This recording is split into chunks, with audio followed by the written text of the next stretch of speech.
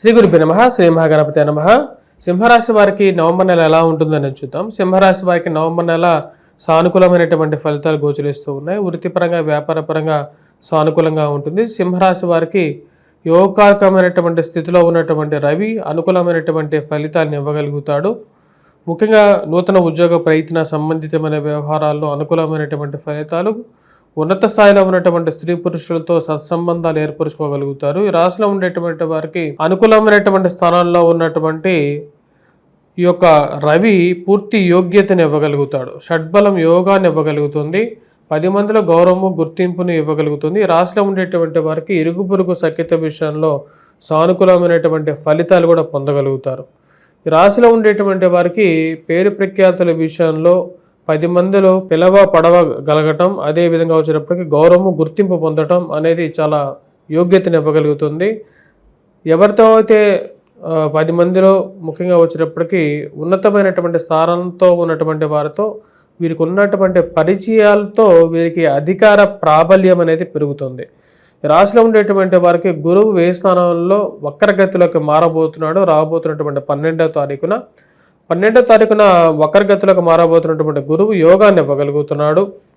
ముఖ్యంగా వచ్చేటప్పటికి ఉన్నత స్థాయిలో ఉన్నటువంటి స్త్రీ పురుషులతో పాటు అదేవిధంగా ఫ్రెండ్స్ అండ్ రిలేటివ్స్తో పాటు వీరికి మంచి సానుకూలమైనటువంటి ఫలితాలు, అదేవిధంగా గృహ కొనుగోలు, వాహన కొనుగోలు సంబంధితమైన విషయాల్లో ముందడుగు పడటానికి గల కారకంగా ఉంటుంది.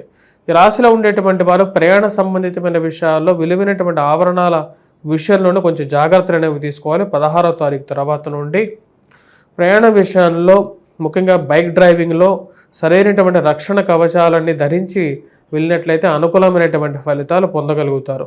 ఉద్యోగపరంగా వ్యాపారపరంగా సానుకూలమైనటువంటి స్థితి 16వ తారీఖు వరకు ఉంటుంది. లిటిగేషన్ వ్యవహార విషయాల్లోనూ, కోర్టు వ్యవహార సంబంధితమైన విషయాల్లోనూ, అనవసరమైనటువంటి పంచాయతీల విషయంలోనూ, పోలీస్ పంచాయతీల విషయంలోనూ దూరంగా ఉండడానికి ఎక్కువగా ప్రయత్నం చేయండి. మాట విషయంలో పెరిగేటువంటి విషయంలో కొన్ని జాగ్రత్తలు తీసుకోవాలి. కాకపోతే ఈ నెల ఈ రాశిలో ఉండేటువంటి వారికి అనుకూలంగానే ఉంటుంది. ఎందుకంటే డిసెంబర్ 6వ తారీఖున గురువు ఎప్పుడైతే నవంబర్ 12వ తారీఖున గురువు వక్రగతిలోకి మారి డిసెంబర్ 6వ తారీఖున గురువు యథాస్థానానికి రాబోతున్నాడు, అంటే మిథునంలోకి రాబోతున్నాడు.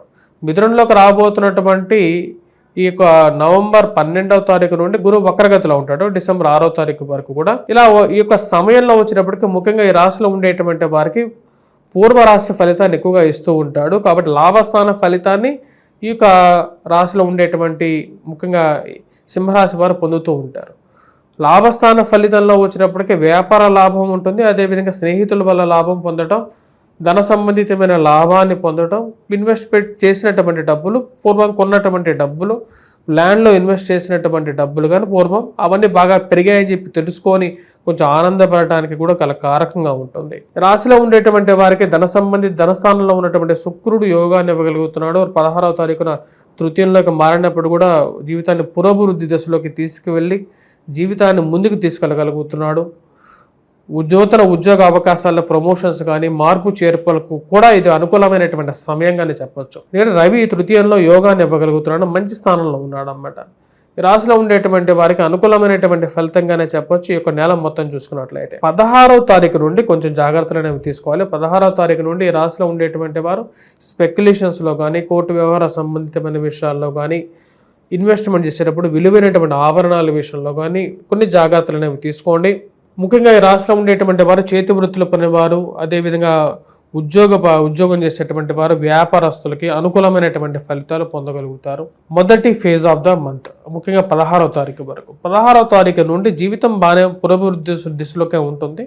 కాకపోతే విలువైనటువంటి విషయాల్లోనూ, అదేవిధంగా ఇన్వెస్ట్మెంట్స్ పరంగా స్పెక్యులేషన్స్ విషయంలో కొన్ని జాగ్రత్తలు అనేవి తీసుకోండి. రాశిలో ఉండేటువంటి వారు రాజకీయంగా ఎదగడానికి చేస్తున్నటువంటి ప్రయత్నాలకు అవరోధాలు అనేవి ఎక్కువగా జరుగుతూ ఉంటాయి.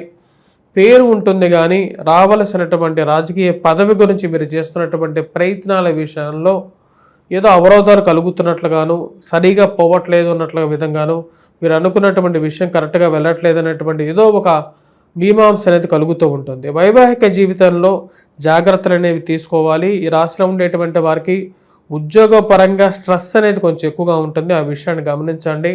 సప్తమంలో సంచారం చేస్తున్నటువంటి శని ఈ రాశిలో ఉండేటువంటి వారికి సప్తమంలో సంచారం చేస్తున్నటువంటి రాహు అంత అనుకూలమైనటువంటి స్థితిలో లేడు. అష్టమంలో శని సంచారం జరుగుతున్నది. దీని యొక్క ప్రభావం ఫైనాన్షియల్ ఇన్పుట్స్లోనూ ఉంటుంది. అదేవిధంగా ఇరుగు పొరుగు సఖ్యత విషయంలో మంచి చేసినటువంటి వారి దగ్గర నుంచి మంచి ఎక్స్పెక్ట్ చేస్తూ ఉంటారు మీరు జనరల్గా.